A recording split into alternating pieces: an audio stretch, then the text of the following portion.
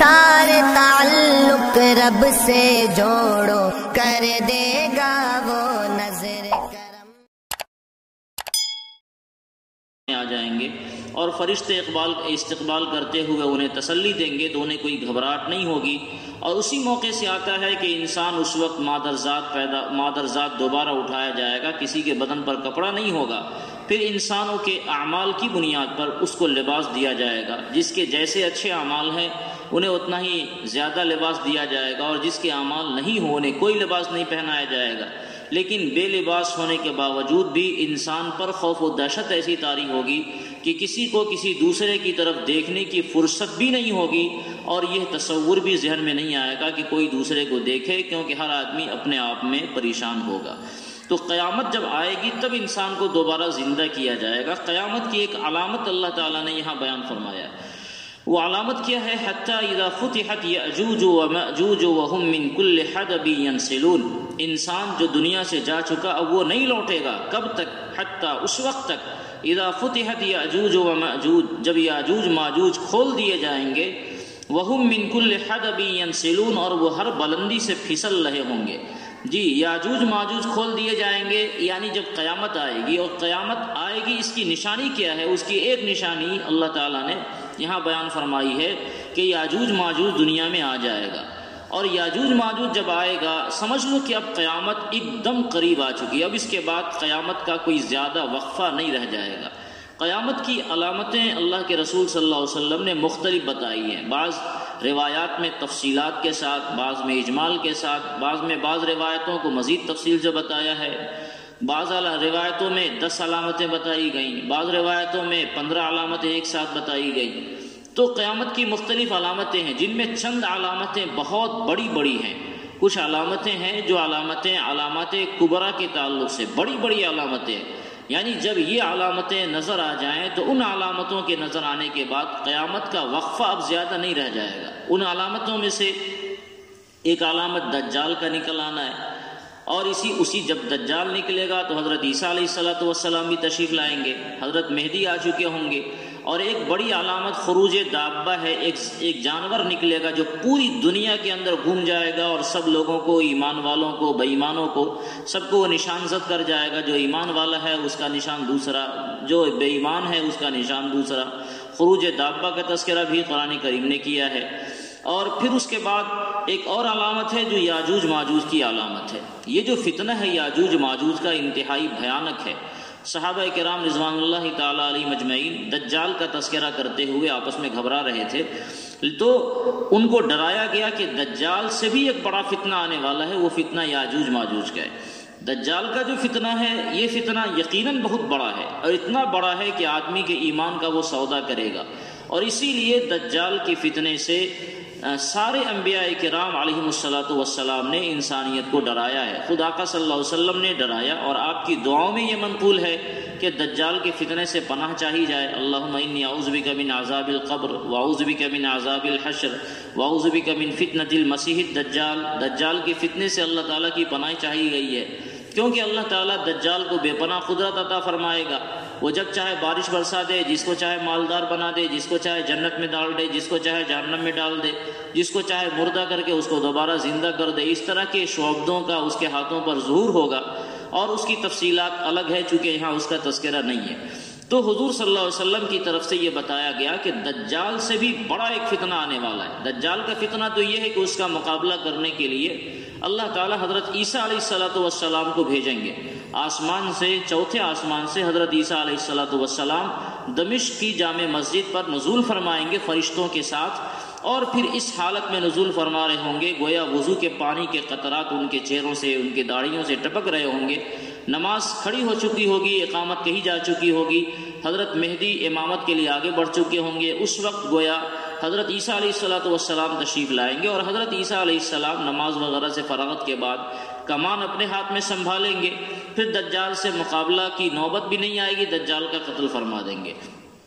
دجال حضرت عیسیٰ علیہ السلام کی خوشبو سے بھاگے گا، لیکن بالآخر وہ قتل کیا جائے گا، اس کا فتنہ اس طرح ختم ہو جائے گا۔ لیکن اس کے بعد حضرت عیسیٰ علیہ السلام جب دجال کا قتل فرما چکے ہوں گے تو اللہ تعالیٰ کی طرف سے انہیں حکم ہوگا کہ آپ اپنے لوگوں کو لے کر پہاڑ کے اوپر کوہ طور کے اوپر چلے جائیں، کیونکہ اب جو فتنہ آنے والا ہے اس کا مقابلہ کرنے کی کسی کے اندر صلاحیت نہیں ہے۔ بہت بڑا فتنہ آنے والا ہے جس کا مقابلہ کرنے کی صلاحیت کسی میں نہیں ہے، اسی لیے آپ اپنے لوگوں کو لے کر کوہ طور کے اوپر چلے جائیں۔ چنانچہ اللہ کے حکم سے حضرت عیسیٰ علیہ السلام ایمان والوں کو لے کر کوہ طور کے اوپر چلے جائیں گے، اور اس کے بعد یاجوج ماجوج کا فتنہ آئے گا۔ یہ اتنی بڑی تعداد میں یہ افراد ہوں گے، اتنی بڑی تعداد میں ہوں گے کہ روایتوں میں آتا ہے کہ یہ کسی سمندر کے اوپر سے گزریں گے تو سمندر کا پانی یہ پی جائیں گے، اور ان کا اگلا حصہ سمندر کے اوپر سے گزرے گا۔ جب پچھلا حصہ سمندر کے پاس سے گزر رہا ہوگا تو وہاں پانی کا نام و نشان نہیں ہوگا۔ کچھ علامتیں ایسی ہوں گی جس سے ان کو یہ سمجھ میں آئے گا کہ کسی زمانے میں یہاں پانی ہوا کرتا تھا۔ اس سے ان کی بڑی تعداد کا اندازہ لگایا جا سکتا ہے، کتنی بڑی ان کی تعداد ہوگی، اور یہ پوری دنیا کے اندر پھیل کر قتل و غارت گری کریں گے۔ وہی لوگ محفوظ رہیں گے جو حضرت عیسیٰ علیہ السلام کے ساتھ کوہ طور پر چلے گئے، یا جن حضرات نے اپنے قلعوں کو، اپنے گھر کے دروازوں کو بند کر کے اپنے آپ کو پیک کر لیا، اور جب تک یاجوج ماجوج کا فتنہ پوری دنیا کے اندر چل رہا ہے تب تک یہ لوگ محصور رہے کہیں، وہ لوگ محفوظ رہیں گے۔ یہ کھانے پینے کا جتنا سامان ہوگا سب کو ختم کر دیں گے، جو بھی انسان نظر آئے گا سب کو قتل کر دیں گے۔ اس کے بعد ان کو دنیا میں کوئی نہیں ملے گا جس کو قتل کیا جا سکے، جس کو مارا جا سکے۔ تو اب یہ لوگ آپس میں پلان بنائیں گے کہ ہم نے زمین والوں کو ختم کر دیا، اب آسمان والے کو ختم کرنا ہے۔ تو ایک آدمی اوپر تیر چلائے گا تو اتفاق سے وہ تیر خون آلود ہو کر نیچے آئے گا۔ خون آلود کیوں ہوا؟ اللہ تعالیٰ کی قدرت، چاہے جیسے ہو سکتا ہے کسی پرندے کو لگ گیا ہو، یا ہو سکتا ہے کوئی اور شکل پیش آئی ہو۔ خون آلود ہو کر آئے گا تب اس کو اطمینان ہوگا کہ ہم نے زمین والوں کو بھی مار دیا اور آسمان والوں کو بھی مار دیا۔ اب اتنے زمانے تک سب لوگ گھروں میں قید ہیں، حضرت عیسیٰ علیہ السلام کوہ طور پر ہیں، اور پوری دنیا کے اندر تباہی مچی ہوئی ہے۔ تو حضرت عیسیٰ علیہ السلام اللہ تعالیٰ سے دعا کریں گے، یا اللہ ہم لوگ پریشان ہو گئے، ظاہر ہے کھانے پینے کا کوئی سامان نہیں ہوگا، کھانے کے دانے دانے کو لوگ ترس جائیں گے۔ تو اب دعا ہوگی، جب دعا ہوگی حضرت عیسیٰ علیہ السلام کی تو پھر یاجوج ماجوج کے فتنے کو اللہ تعالیٰ ختم فرمائیں گے۔ اس کی شکل یہ ہوگی کہ اس کی گردن میں ایک پھوڑا نکلے گا، اور آنن فانن اس کی تکلیف سے جتنے تھے وہ سب کے سب مر جائیں گے۔ مر تو گئے مگر پوری دنیا کے اندر لاشوں کا ہی ڈھیر ہوگا۔ ظاہر ہے اتنے لاشوں کو کہاں آدمی دفنائے گا، یہ بھی ایک مستقل مسئلہ پیدا ہو جائے گا کہ اتنی لاشوں کو کہاں دفنایا جائے۔ تو پھر حضرت عیسیٰ علیہ السلام دعا فرمائیں گے، دعا فرمانے کے بعد پھر اللہ تبارک و تعالیٰ پرندوں کو بھیجیں گے، نہ جانے کہاں سے، اللہ کے خزانے سے کس طرف سے وہ پرندہ آئے گا، بڑی تعداد میں وہ پرندہ ہوگا، اور یہ پرندہ ان لاشوں کو اٹھا کر لے جائے گا۔ کہاں لے جا کر پھینکے گا اللہ ہی جانتا ہے۔ اب یہ زمین ان کے لاشوں سے بھی پاک ہو جائے گی، لیکن اس کی جو بدبو ہوگی اس بدبو سے زمین پر رہنا دشوار ہو چکا ہوگا۔ تو پھر اللہ تعالیٰ ایک بارش برسائیں گے، بہت تیز بارش ہوگی اور کئی دنوں تک چلتی رہے گی۔ اس بارش سے پوری زمین بالکل دھل کر پاک ہو جائے گی۔ پھر اس کے بعد حضرت عیسیٰ علیہ السلام آئیں گے، پھر زمین غلے اگائے گی، بڑے بڑے انگور کے دانے پیدا ہوں گے، اور خوب پوری دنیا کے اندر خوب ترقی ہوگی اور خوب کشادگی ہوگی۔ پھر اس کے بعد قیامت آنی ہے۔ ایمان والے کو جب اللہ تعالیٰ ختم کرنا چاہیں گے تو پھر اللہ تعالیٰ اپنے نظام کے حساب سے ایمان والے کو ختم کریں گے۔ ایک ہوا چلے گی، سارے ایمان والے مر جائیں گے، پھر سارے بدکار رہیں گے جس کے اوپر قیامت آئے گی۔ تو یہ ہے یاجوج ماجوج کی کچھ تفصیل۔ یاجوج ماجوج کا تذکرہ اللہ تعالیٰ نے یہاں بھی فرمایا ہے، 16ویں پارے میں بھی اس کا تذکرہ آیا تھا، سورہ کہف کے آخری حصے کے اندر، 16ویں پارے کے دوسرے صفحے کے اندر ذوالقرنین جو بادشاہ گزرا ہے، اس بادشاہ کا سفر ہوا تھا، جس کے 3 بڑے سفر کا اللہ تعالیٰ نے ان آیتوں میں تذکرہ کیا کہ ایک تو شمال مغرب میں اس نے سفر کیا، مغرب کے انتہائی، شمال مغرب کہتے ہیں مغرب میں، انتہائی اقصی مغرب، پچھم کے بالکل آخری سرے پر وہ گئے،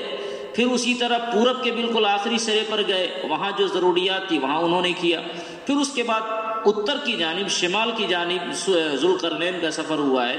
تو وہاں ایک قوم سے واسطہ پڑا جس کا تذکرہ قرآن کریم نے کہا ہے۔ ان قوموں نے ان کے سے یہ شکایت کی کہ یہ پہاڑ کے اس پار سے ایک قوم آتی ہے اور ہمارے اوپر قتل و غارت گری کرتی ہے، قتل و غارت گری کر کے ہمارا ستیہ ناش کر دیتی اور چلی جاتی ہے، ان سے حفاظت کا آپ کوئی بندوبست کر دیں۔ تو قرآن کریم نے اس کا تذکرہ کیا ہے کہ پھر آگ جلائی گئی، لوہے اور تانبے کو پگھلایا گیا، اور لوہے تانبے وغیرہ کی ایک مضبوط دیوار ایسی قائم کر دی گئی کہ جس دیوار کو پھنا کر آنا یا اس دیوار میں سوراخ کرنا اتنی بڑی قوم کے لیے ممکن نہیں رہا۔ قرآن کریم نے اس کا تذکرہ کیا ہے، فَمَا اسْطَاعُوا أَن يَظْهَرُوا وَمَا اسْتَطَاعُوا لَهُ نَقْبًا، وہ اتنی مضبوط اور اتنی اونچی دیوار تھی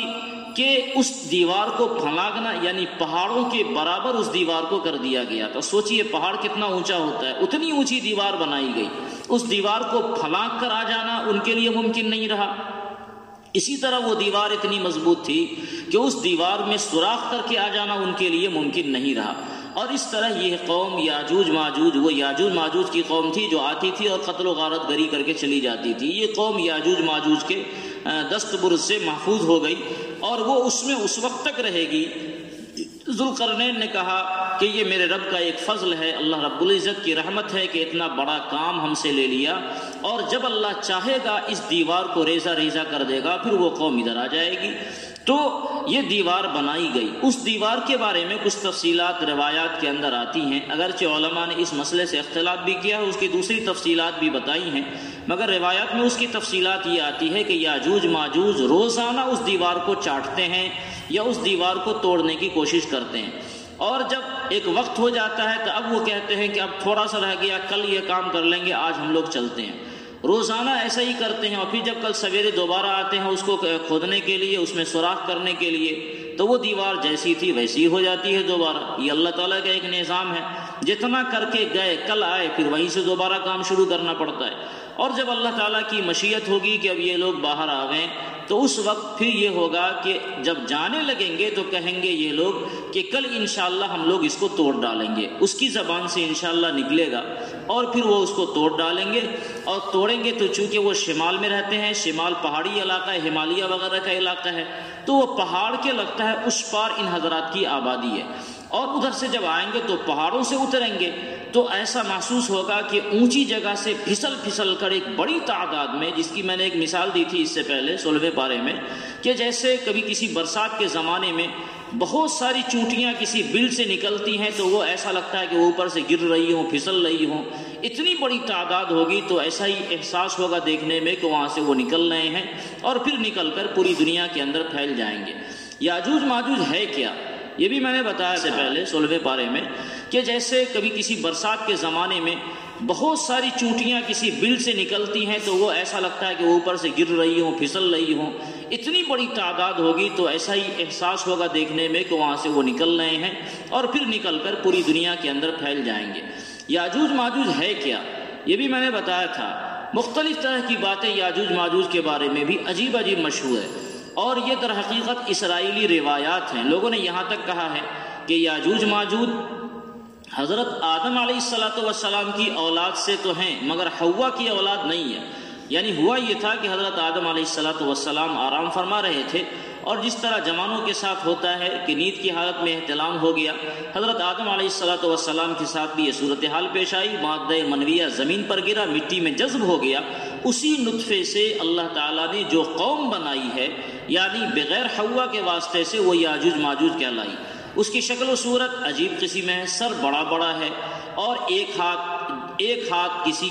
کسی کا قد ہے، کسی کا قد ایک بتہ ہے، 2 بتہ ہے، کسی کا قد تارگاچ کے اتنا بڑا ہے۔ اس کے کان اتنے بڑے بڑے ہیں کہ ایک کان کو بچھاوے اور دوسرا کان اوڑھ کر سو جائے۔ یہ مختلف قسم کی باتیں، اسرائیلی روایات جس کو کہا جاتا ہے علماء کی اصطلاح میں، کہ مختلف قسم کی یہ چیزیں تھیں جو یاجوج ماجوج کے ساتھ، یعنی یاجوج ماجوج انسانی نسل کے علاوہ کوئی دوسری مخلوق ہے جو انسانوں سے میل نہیں کھاتی، اس کے کھانے کا طریقہ بھی الگ ہے اور سب کچھ الگ ہے، لیکن یہ ساری چیزیں تقریباً بکواس کے قبیل سے ہے۔ صحیح بات یہ ہے کہ یاجوج ماجوج بھی ایک قوم ہے، جس طرح عام انسان اقوام ہے، اسی طرح یاجوج ماجوج بھی مستقل ایک قوم ہے، اور حضرت آدم علیہ السلام اور حضرت حوا کی نسل سے ہیں۔ حضرت نوح علیہ السلام کی جو نسل چلی ہے انسانیت کی، اسی نسل سے یاجوج ماجوج ہے۔ یعنی جس طرح ہم اور آپ ایک انسان ہیں، اسی طرح یاجوج ماجوج بھی انسان ہی ہے، وہ کوئی دوسری مخلوق نہیں ہے کہ اس کے کان اتنے بڑے بڑے ہوں اور اس کا قد اتنا چھوٹا ہو یا اتنا بڑا ہو یا یہ وہ کھاتا ہو۔ اگر اس کو سمجھنا چاہیں تو یہ سمجھ سکتے ہیں کہ پہلے زمانے میں لوگ جنگلوں میں رہتے تھے، جنگل میں رہنے کی وجہ سے ان کے پاس کوئی طریقہ زندگی نہیں ہوتا تھا، ان کی زندگیوں میں جو مل گیا کھا لیا، جس کو چاہا مار دیا، رہنے سہنے کا کوئی طریقہ نہیں ہوتا تھا، نہ کوئی کپڑا ہے، نہ کوئی صفائی کا نظام ہے، نہ کسی بھی چیز کا نظام ہے۔ تو جنگلوں میں جو رہنے والی قوم کا جو طرز زندگی ہوگی، یاجوج ماجوج اسی سے ملتی جلتی ہوئی کوئی قوم ہے وہ انسان۔ یعنی اگر آپ اس کو یہ کہہ سکتے ہیں تو کہنا بیجا نہیں ہوگا کہ جنگلوں میں جو لوگ رہتے ہیں، دور دراز کے جنگلوں میں، جس کا کبھی شہر میں آنا جانا نہیں ہے، جس کا کبھی انسانوں سے واسطہ نہیں ہے، جس کا کسی تمدن سے تعلیم سے کوئی گزر نہیں ہے، وہ جنگلی آدمی جس کو ہم اور آپ کہہ سکتے ہیں، جنگلی آدمی در حقیقت یاجوج ماجوج ہے جو شمالی علاقوں میں رہتی ہے اور آج بھی ہے، اور بڑی تعداد میں وہ ہے۔ اگر مثلا اس کو آپ دیکھنا چاہیں یا سمجھنا چاہیں تو تنزانیہ کے جنگلوں کی بعض ویڈیو میں نے خود دیکھ رکھی ہے۔ تنزانیہ کے جنگلوں میں جو لوگ رہتے ہیں، جس طرح جنگلی لوگ، اسی انداز کے لوگ، بس یہی یاجوج ماجوج ہیں۔ اس سے نکل کر کوئی شہر کی طرف آ گیا، انسانوں کی جماعت میں آ گیا اور اس نے طریقے زندگی سیکھ لی، تو اب یہ یاجوج ماجوج نہیں رہا۔ اس کی جماعت سے بھی بہت سے لوگ نکل کر آئے اور دنیا کے مختلف شہروں میں، علاقوں میں آباد ہو گئے، اور پھر ان کی زندگیوں میں تعلیم آئی، ان کی زندگیوں میں تہذیب آئی، تو پھر وہ یاجوج ماجوج نہیں رہے۔ یاجوج ماجوج در حقیقت انسان کی ہی ایک قوم ہے جو جنگلوں میں رہتی ہے، جنگلی انسان جس کو ہم اور آپ کہہ سکتے ہیں، اور ان کی ایک بڑی تعداد ہے، اور بہت دور تک، یعنی 2-3 ممالک تک یہ قوم پوری جنگلوں کے اندر آباد ہے، جو بالکل پہاڑ کے اس پار محصور ہے۔ اور جب اللہ تعالیٰ چاہیں گے، کبھی کبھی یہ لوگ آتے بھی ہیں، چونکہ انسان ہے اس لیے ہم اس کو یاجوج ماجوج ابھی نہیں کہیں گے، جنگلی آدمی کہیں گے۔ وہ آتے ہیں، قتل و غارت گری کر کے چلے جاتے ہیں، لیکن جب اللہ تعالیٰ کا یہ فیصلہ ہوگا کہ قیامت آنی ہے تو پوری کی پوری یہ قوم یک بیک پوری دنیا کے اندر نکل جائے گی۔ اور میں نے بتایا کہ اس کی اتنی بڑی تعداد ہے کہ پوری دنیا میں وہ پھیلے گی، اور سمندر پر سے جب وہ گزرے گی تو سمندر کا پانی اس کا اگلا حصہ سمندر کو پائے گا، اور جب پچھلا حصہ آئے گا تو وہ یہ دیکھے گا کہ یہاں کبھی پانی ہوا کرتا تھا، اس کو پانی کا ایک قطرہ تک نہیں ملے گا۔ جو چیزیں دنیا میں کھانے پینے کو ملیں گی، چاہے اس کا تعلق حلال سے ہو حرام سے ہو، جو بھی ملے گا کچا پکا سب کو وہ کھا جائے گی، اور پھر اس کے بعد پوری دنیا کے اندر قتل و غارت گری کرے گی۔ بہرکیف یہ چونکہ یہ ایک بڑی اہم بات ہے، اس لیے کہ علامات قیامت میں اس کو قرآن کریم نے بیان کیا، اس لیے علماء نے اس پر بڑی تفصیل سے بات کیا ہے کہ یہ کون سی قوم ہے، کہاں رہنے والی ہے۔ سد ذوالقرنین، جو حضرت ذوالقرنین نے جو دیوار قائم کی تھی، وہ دیوار کہاں ہے، ان سب کی تفصیلات میں ہمیں نہیں جانا ہے، بس یہ ہے کہ اللہ تعالیٰ جب قیامت کو قائم کرنا ہوگا تو یاجوج ماجوج کی یہ قوم آئے گی، یہ قرب قیامت کی علامت ہوگی، اور اس کے بعد گویا دنیا کی جو زندگی ہے بہت آخری حد میں آ جائے گی۔ تو اللہ تعالیٰ نے اسی کا تذکرہ فرمایا ہے، حتی اذا فتحت یاجوج وماجوج وهم من کل حدب ینسلون، یہاں تک کہ جب یاجوج ماجوج کھول دیے جائیں گے، کھولنے کا مطلب ان کو آنے کی اجازت مل گئی، اللہ کا ایک نظام ہے، وہ نکل جائیں گے دنیا کی طرف، آبادیوں کی طرف، وهم من کل حدب ینسلون، اور وہ ہر آبادیوں سے پھسل رہے ہوں گے۔ واقترب الوعد الحق فاذا هي شاخصة ابصار الذين كفروا، اور وہ سچا وعدہ قریب ہو چکا ہوگا، فَإِذَا هِيَ شَاخِصَةٌ، پھر اچانک ان لوگوں کی نگاہیں پھٹی رہ جائیں گی جنہوں نے کفر کیا۔ یاجوج ماجوج کے آنے کے بعد میں نے کچھ تفصیل بتائی، پھر قیامت آئے گی، سور پھونکا جائے گا، پہلا، دوسرا اور تیسرا بھی، بعض روایت کے مطابق 2 سور پھونکا جائے گا، بعض کے مطابق 3 سور ہوگا۔ تو یہ سور پھونکا جائے گا، اور جب لوگ قبروں سے نکلیں گے تو کافروں کی صورتحال یہ ہوگی کہ ان کی نگاہیں مارے حیرت کے، مارے دہشت کے بالکل کھلی ہوئی ہوں گی کہ یا خدا یہ ماجرا کیا ہو رہا ہے، اور اس وقت کیا کہیں گے، یا ویلنا قد کننا فی غفلۃ من ھذا، ہائے ہماری ہلاکت، قد کننا فی غفلۃ من ھذا، اس سے پہلے ہم بڑی غفلت میں پڑے ہوئے تھے، ہم نے بڑی غفلت کی زندگی گزاری کہ آج ہمارے ساتھ یہ حالات ہیں۔ ہم بھی نبیوں کی بات مان لیتے، انبیاء کی بات مان لیتے، مصلحین کی بات مان لیتے، تو یہ صورتحال ہمارے ساتھ نہیں ہوتی، بل کننا ظالمین۔ پھر آگے اقرار کریں گے کہ غفلت کیا تھا، غفلت تو اس وقت ہوتی جب ہمیں کوئی بتانے والا نہیں تھا، ہمیں تو بتایا گیا پھر ہم نے نہیں مانا، تو یہ ہم نے اپنے آپ پر ظلم کیا تھا، کوئی غفلت ہماری نہیں تھی۔ ایسا نہیں تھا کہ ہم نے غفلت کی زندگی گزاری، کوئی ہمیں نہیں بتایا، اس لیے ان حالات سے ہمیں 2-4 ہونا پڑا، بلکہ یہ لوگ اقرار کریں گے کہ نہیں، ہم لوگ ظالم تھے دنیا کے اندر، اور ہم نے کہنے والوں کی بات نہیں مانی، اس لیے آج ہمارے ساتھ یہ معاملہ ہونے جا رہا ہے۔ انکم وما تعبدون من دون اللہ حسب جہنم انتم لہا واردون۔ اب اللہ تعالیٰ فرماتے ہیں قیامت قائم ہو جائے گی، جب جہنم میں جانے کا فیصلہ ہوگا تو اللہ تعالیٰ نے ان کفاروں کو خطاب کر کے کہا کہ تم بھی جہنم میں جاؤ گے، اور جن خداؤں کو تم نے اپنا معبود بنا رکھا ہے، یہ بت تمہارے، ان کو بھی جہنم میں تمہارے ساتھ پھینکا جائے گا۔ یعنی تم جو یہ سمجھ رہے ہو کہ یہ ہمارے کام آنے والے، یہ تمہارے کام کیا آئیں گے، صورتحال یہ ہے کہ ان کو بھی تمہارے ساتھ ہی جہنم میں پھینک دیا جائے گا، اور ان کو جہنم میں پھینکا جائے گا اس کو عذاب دینے کے لیے نہیں، یہ تو پتھر کے بت ہیں، ان کو عذاب نہیں دینا مقصود ہے، بلکہ صرف بتانا مقصود ہے کہ جن کو تم نے دنیا میں بڑا طاقتور سمجھا، بڑا تصرف والا سمجھا، اس کی صورتحال یہ ہے کہ وہ خود اپنے آپ کو جہنم سے نہیں بچا پا رہے، تو وہ تم کو کیا بچائیں گے۔ تو عابدوں کو بھی ان کے معبود کے ساتھ جہنم کے اندر قیامت میں پھینک دیا جائے گا۔ انکم وما تعبدون من دون اللہ حسب جہنم، بے شک تم بھی وما تعبدون من دون اللہ، اور وہ بھی جن کو تم اللہ کے علاوہ پوجا کرتے ہو، حسب جہنم، وہ جہنم کے ایندھن ہوں گے، انتم لہا واردون، تم جہنم میں داخل ہونے والے ہوگے۔ یہ دنیا والوں کو گویا ابھی آنکھ کھولنے کی ہدایت قرآن کریم دے رہا ہے کہ آنکھ کھولنے کا وقت یہ دنیا ہے، جب آنکھ بند ہو جائے گی